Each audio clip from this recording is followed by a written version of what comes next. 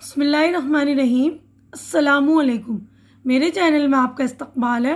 Welcome to SA teaching zone.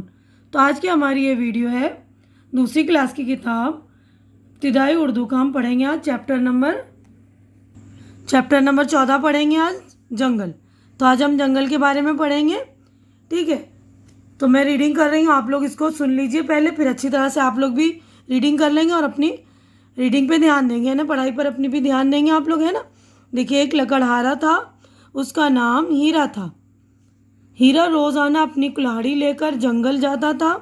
उसके गांव के पास ही एक बड़ा जंगल था, हरा भरा जंगल। हीरा जंगल से लकड़ियां काट कर लाता और बाजार में बेच देता था। हीरा जंगल से लाई हुई लकड़ियां बेचकर किसी दुकान से घर का सौदा खरीद लेता। यानी जो हीरा लकड़हारा था वो मतलब जंगल जाता और लकड़ियाँ काटता, है ना। उसी लकड़ियों से अपना गुजर बसर करता।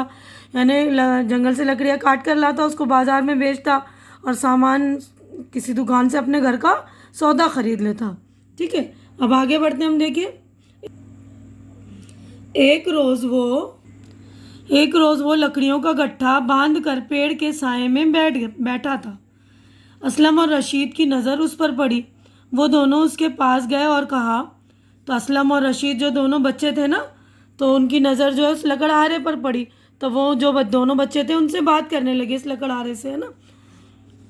असलम, हीरा चचा, आप तो रोज़ लकड़ियाँ काट कर लाते हैं, जंगल में दूर तक चले जाते होंगे। अंदर जंगल में और क्या क्या है?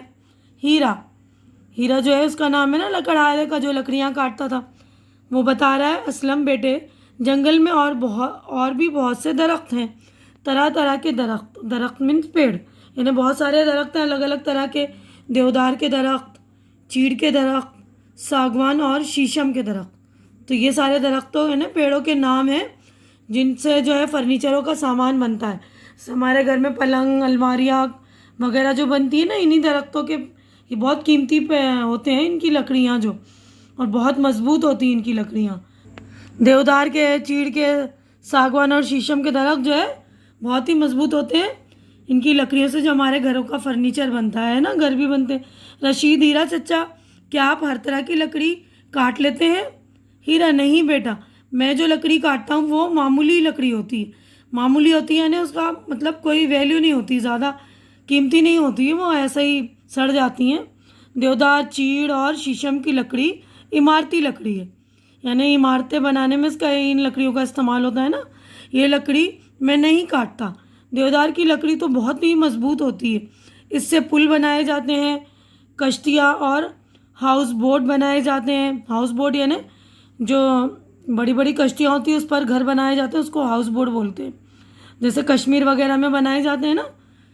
तो ये लकड़ी पानी में बरसों रह सकती है और ख़राब नहीं होती, ठीक है ना। तो समझ में आ गया ना आप लोगों के। जैसे देवदार, चीड़ और शीशम वगैरह की जो सागवान की लकड़ियाँ होती हैं बहुत ही कीमती होती है और मजबूत लकड़ियाँ होती हैं।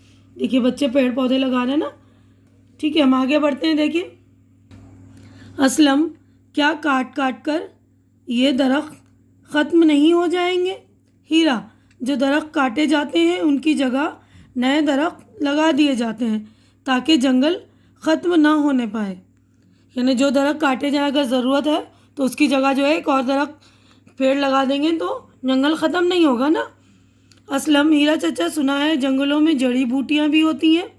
हीरा, हाँ बेटे हाँ, जड़ी बूटियाँ तो बेशुमार हैं। इनसे दवाइयाँ बनाई जाती हैं जो हमारे काम आती हैं। जंगलों से और भी कई फ़ायदे हैं।